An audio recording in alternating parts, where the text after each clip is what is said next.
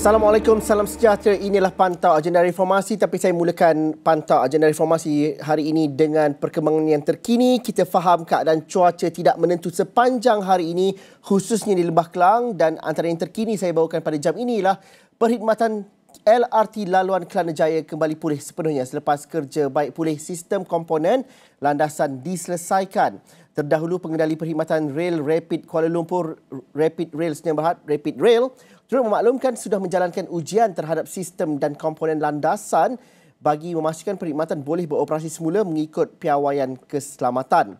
Rapid Rail turut memaklumkan pihak kejuruteraan dan operasi akan terus memantau kestabilan sistem bagi memastikan kelancaran operasi train. Terdahulu, Rapid Rail memaklumkan pihaknya telah menjalankan kerja baik pulih kerosakan teknikal yang disebabkan oleh takungan air di landasan stesen Wangsa Maju hingga Seri Rampai.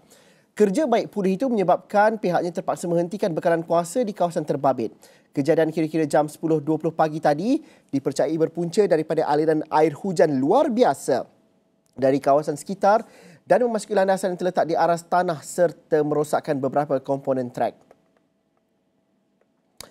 Dan sudah pasti kami memberikan tumpuan kepada kejadian tanah runtuh di Taman Melawati, di mana kejadian tanah runtuh di Melawati pada pagi Selasa dipercayai berpunca daripada kegagalan sistem pengaliran longkang di Jalan G2 yang tersumbat.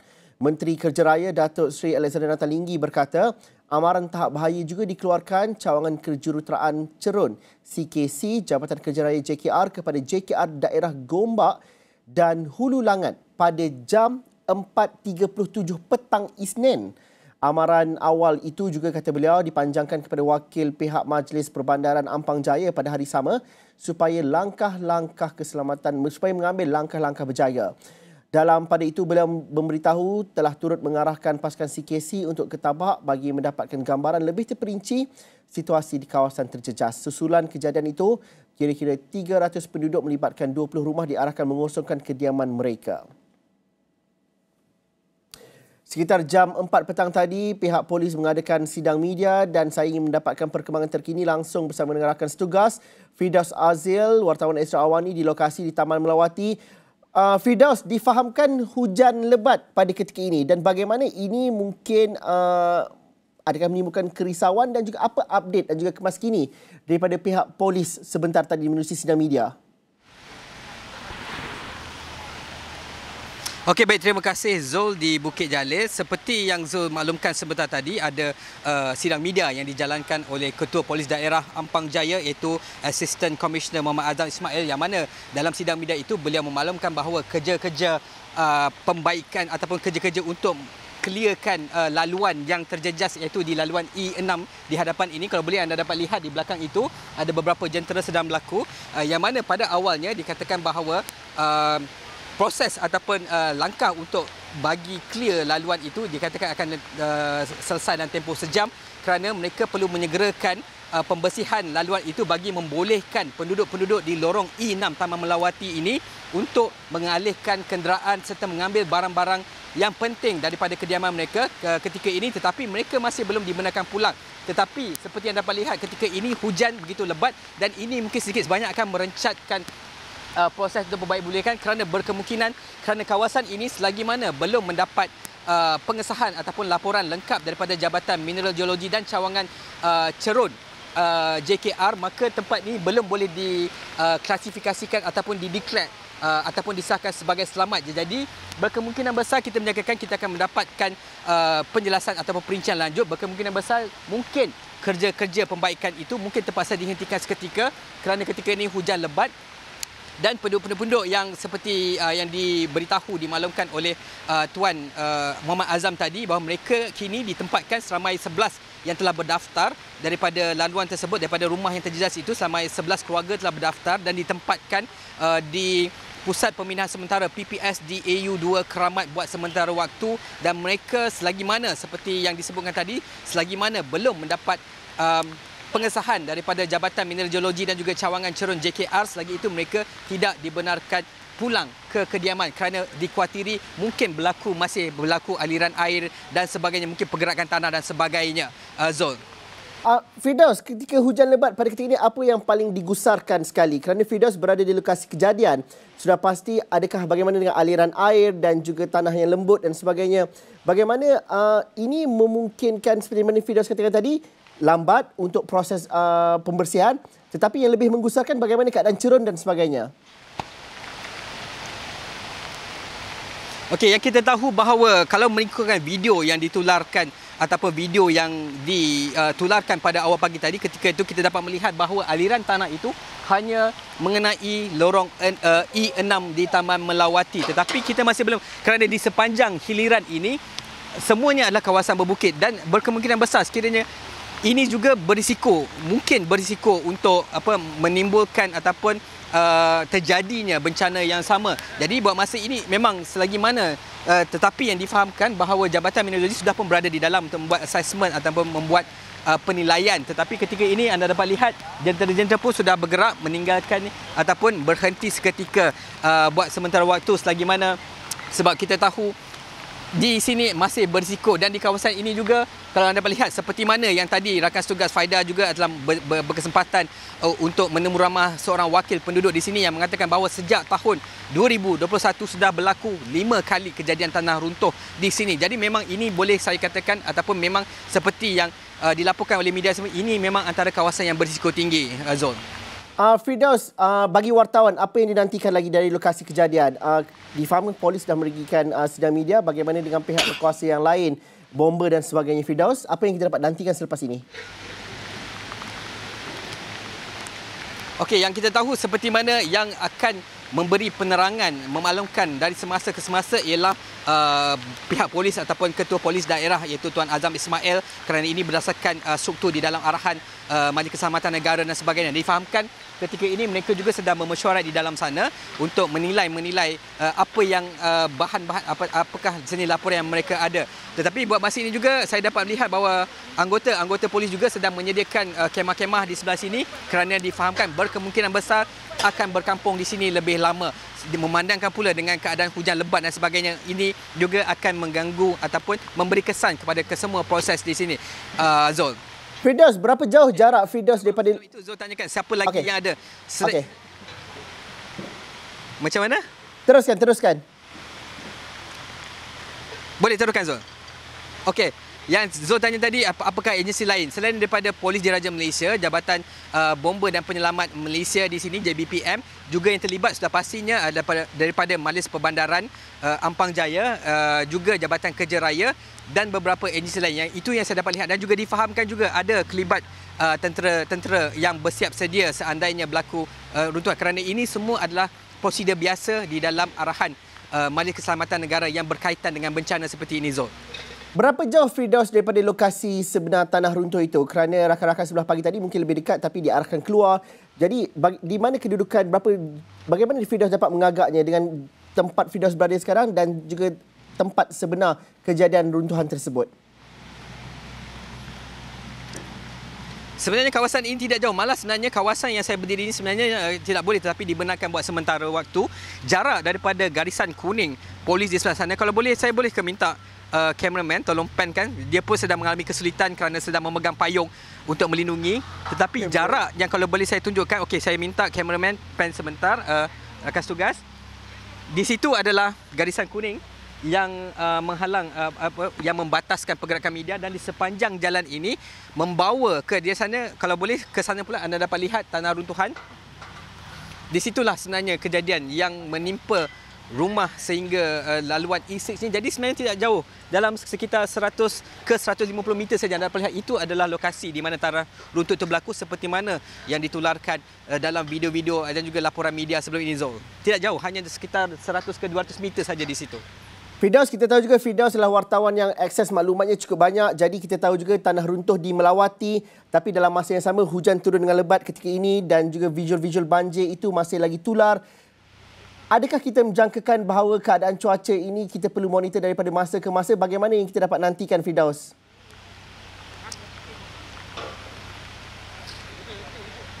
Kebiasaannya kejadian-kejadian seperti ini bukan adalah sesuatu yang asing, terutama sekali di dalam apabila kita sudah memasuki era monsun timur laut dan sebagainya. Memang kita akan, seperti yang anda dapat lihat hari ini saja di Kuala Lumpur, bukan satu dua kejadian, ada beberapa kejadian banjir kilat di Universiti Malaya, di depan di BKL, di Dataran Merdeka dan sebagainya. Memang ketika ini kita mengharapkan agar tidak lagi berlaku, tetapi kita akan sentiasa bersiap sedia kerana selain pada banjir kilat, tanah runtuh, bukan saja di sini, di kawasan UK Perdana juga yang berhampiran di sebelah sana juga berlaku tanah runtuhan dan sebagainya, tetapi insya-Allah kita akan terus bersiap sedia untuk sebarang kemungkinan untuk memberikan laporan yang terbaik untuk penonton Astro Awani di luar sana. Tapi buat setakat ini, apa yang kita boleh kata, keadaan di Taman Melawati terkawal, semuanya diuruskan dengan baik, tidak ada perlu kebimbangan yang luar biasa. Bagaimana itu dapat diberikan jaminan, Firdaus, kalau berdasarkan pemerhatian? Baik, ini seperti yang disebut oleh Ketua Polis Daerah Ampang Jaya sebentar tadi, bahawa memandangkan ada beberapa keluarga setakat tadi ialah 11 keluarga daripada 20 rumah, akan ada lagi apabila mereka pulang daripada kerja. Mereka juga perlu mendaftar dan tidak boleh tinggal di sini, dan kita faham apabila mereka tinggal di PPS sudah pasti rumah-rumah dikosong, tetapi ini jaminan yang diberikan oleh Ketua Polis Daerah sendiri, Tuan Azam Ismail, yang mengatakan bahawa beliau akan menempatkan anggota-anggota di sepanjang laluan ini dan juga di lokasi-lokasi berhampiran di Jalan Melawati di luar sana untuk memastikan tidak ada berlaku sebarang ataupun cuba meminimalkan sekiranya ada cubaan-cubaan untuk memecah masuk dan sebagainya. Tetapi yakinlah keselamatan kediaman rumah anda telah dijamin oleh pihak Polis Diraja Malaysia sendiri. Okey, Firdaus, saya lepaskan Firdaus Azil dahulu. Kita akan dapatkan perkembangan terkini dari masa ke masa. Terima kasih, lintas langsung dalam keadaan hujan lebat di sana. Harapnya dapat cari payung lebih lepas ni. Kami nak berhenti seketika dahulu, tapi selepas ini kita nak melihat bahawa bagaimana kita berbincang mengenai reformasi institusi. Kita berbincang mengenai Belanjawan 2025 yang bakal dibentangkan pada hari Jumaat nanti, walaupun tumpuan terhadap bencana yang berlaku ataupun kejadian keadaan cuaca yang berlaku di Lembah Kelang khususnya pada hari ini, tapi kita bincangkan juga selepas ini bersama dengan tetamu saya. Kami berhenti rehat seketika dahulu.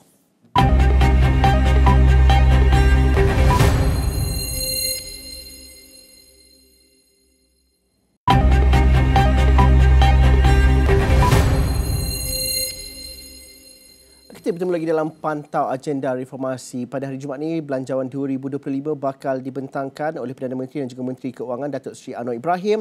Sudah pasti ramai yang akan melihat kepada bagaimanakah senarai hajat ataupun wishlist untuk dimasukkan ke dalam Belanjawan 2025 ini. Namun kami bawa perspektif kepada, namun pun rancangan ini, pantau agenda reformasi, kita melihat sejauh manakah ini perlu dikukuhkan ataupun perlu dilihat dalam konteks reformasi institusi dalam melihat kepada tadbir urusan yang lebih baik dan juga pengurusan tata kelola yang lebih baik dalam Belanjawan 2025. Saya ingin bawa masuk Tarma Pillai, merupakan pengarah kuasa AI Sdn Bhd. Beliau juga merupakan pengasas Undi 18. Tarma, kita bercerita mengenai Belanjawan 2025 ni, sudah pastilah kita fikirkan berapa banyak peruntukan untuk penjawat awam, untuk kementerian-kementerian tertentu. Tapi kalau kita melihat hubung kaitnya reformasi institusi dan juga reformasi tata kelola yang baik untuk memastikan bahawa belanjawan bukan hanya berkenaan dengan apa yang saya dapat, tapi untuk menguruskannya itu dan juga mengelakkan kepada pertindihan bidang kuasa dan sebagainya. Bagaimana perspektif itu perlu dilihat dengan lebih baik oleh masyarakat juga? Baik, terima kasih Zul, saudara Zul. Terima kasih atas jemputan. Jadi bagi saya rasa Belanjawan 2025 ini pembentangannya akan menjadi suatu belanjawan yang cukup menarik, yang saya berharap bahawa kerajaan mungkin akan mengambil beberapa langkah yang berani, kerana kita pun sedar bahawa kerajaan kini dalam, kita boleh cakap, situasi yang cukup kuat, bahawa kita ada nilai mata wang yang lebih mengukuh berbanding dengan dolar Amerika Syarikat. Kita ada situasi politik yang kita boleh cakap semakin stabil dan teramat stabil. Kerajaan pun boleh cakap ada 23 majoriti dan sebagainya. Dan kestabilan ini memberikan ruang yang luas untuk kerajaan mengambil beberapa langkah-langkah yang lebih berani. Dan bagi saya setuju dengan saudara Zul bahawa bukan saja perbincangannya untuk apa yang rakyat boleh dapat, tapi juga apa benda-benda perkara yang kerajaan akan ubah dalam situasi semasa. Dan kita dapat nampak beberapa ura-ura, beberapa langkah-langkah yang kerajaan dah umumkan. Contohnya saya kongsikan, Antaranya adalah mewujudkan sekretariat untuk melihat rasionalisasi agensi kerajaan dan badan berkanun untuk mengurangkan bilangan dan meningkatkan kecekapan. Saya rasa ini adalah satu perkara yang baik, satu perkara yang kita patut tengok apa kesannya. Kita dapat nampak ada beberapa perkara yang kita dapat dalam beberapa tahun ini. Contohnya mereka menggabungkan CAM dan juga Meskom untuk berkaitan dengan tadbir urus industri penerbangan kita. Jadi bagi saya kita dapat jangkakan bahawa akan ada beberapa lagi tindakan-tindakan tersebut untuk menggabungkan ataupun memansuhkan agensi-agensi yang dianggap tidak menjalankan tugas dengan baik ataupun tugasnya bertindih dengan agensi kerajaan lain untuk memastikan bahawa kerajaan dapat menjimatkan duit rakyat. Saya mengambil kira juga minggu lepas juga digabungkan 7 agensi penguatkuasaan di bawah bidang kuasa ataupun di bawah sektor agro-makanan yang melibatkan 2030 pegawai penguatkuasa yang digabungkan dalam satu agensi baharu. Mungkin kalau rakyat kebanyakan merasakan bahawa apa kena-mengena ni dengan duit rakyat, kena-mengena dengan belanjawan kita. Tapi sebenarnya bagaimana, Tarma, untuk kita mudahkan pemahaman masyarakat bahawa kalau kita tidak ada reformasi struktur ini, kita mungkin akan lakukan ketirisan dan juga pembazan dari aspek-aspek lain. Bagaimana kita nak mudahkan pemahaman tu?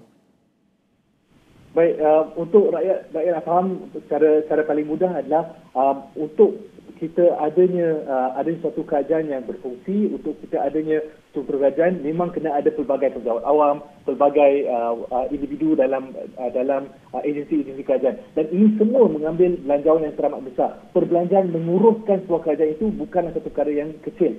Dan malah kalau kita tengok perincian untuk segala perbelanjaan besar, contohnya kesihatan, pendidikan dan sebagainya, banyaknya adalah dari segi pengurusan. Jadi sebuah kerajaan memang secara utamanya mereka akan melihat bagaimana untuk mereka mengurangkan wang dari perbelanjaan supaya mereka boleh menggerakkan wang tersebut untuk perkara-perkara lain. Dan antara perkara yang bagus untuk rakyat adalah kalau katakan penjimatan wang itu diberikan semula kepada rakyat dari segi welfare ataupun diberikan semula kepada rakyat dari segi pelaburan dalam pembangunan kepada beberapa negeri ataupun beberapa perkara-perkara yang diperlukan oleh rakyat. Maka itulah perspektif yang ada, yang rakyat perlu faham bahawa kalau kita menjimatkan, kita kurangkan penindihan kuasa, kita kurangkan agensi yang tidak diperlukan, kita kurangkan headcount yang tidak diperlukan, maka penjimatan itu boleh dimanfaatkan oleh rakyat dalam cara yang lain. Tarma, bagaimana kita melihat kalau belanjawan ini kita akan fikirkan bahawa ini adalah belanjawan yang akan memberikan kelegaan, kegembiraan kepada kelompok-kelompok tertentu. Itu naratifnya apabila kita bercerita mengenai belanjawan. Apa yang kelompok saya akan dapat? Apakah saya akan dapat bonus dan sebagainya? Adakah ini yang sepatutnya ada dalam konteks belanjawan? Kerana sudah pasti belanjawan hal berkaitan dengan mengurus. Belanjawan adalah berkaitan dengan bagaimana perlunya kurang di bahagian sini ditambah di bahagian sini. Bagaimana, Tarma, untuk kita memahami naratif yang sihat untuk kita bercerita dalam konteks belanjawan sebenarnya dalam sebuah demokrasi?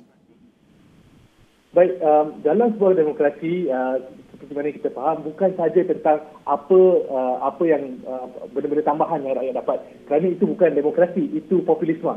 Kan sekadar kita tengok dalam jangka masa singkat apa yang saya dapat. Saya nak dapatkan banyak benda tambahan dan sebagainya. Tetapi hakikatnya belanjawan ini adalah mesej kepada bukan saja pada rakyat tempatan, tetapi juga pada pelabur asing dan juga pada dunia luar bahawa Malaysia is ready for business dan Malaysia adalah serius dalam menangani beberapa isu-isu serius dalam menganjakkan negara Malaysia kepada satu status yang lebih tinggi. Itu adalah mesej yang kerajaan kena sampaikan. Untuk mencapai pada perkara tersebut, memang perlu ada perbincangan beberapa langkah-langkah ataupun polisi-polisi yang mungkin sakit dalam jangka masa yang singkat tapi mungkin berguna untuk jangka masa yang panjang. Contohnya apa yang saya katakan tadi adalah untuk kita mengurangkan ataupun kita melihat semula tanggungjawab agensi-agensi kerajaan. Kedua adalah dari segi memperkenalkan beberapa cukai-cukai yang mungkin diperlukan untuk memastikan bahawa takdir urus dan juga kita untuk mengecilkan ekonomi gelap yang ada. Ketiga, mungkin kita berbincang tentang rasionalisasi subsidi untuk kita pastikan bahawa golongan-golongan tertentu ataupun golongan-golongan yang paling memerlukan subsidi tersebut yang benar-benar mendapatkan bantuan tersebut, manakala mereka yang mungkin tidak perlukan banyak sangat, mereka dapatkan ada bantuan sedikit ataupun subsidi itu dikeluarkan terus.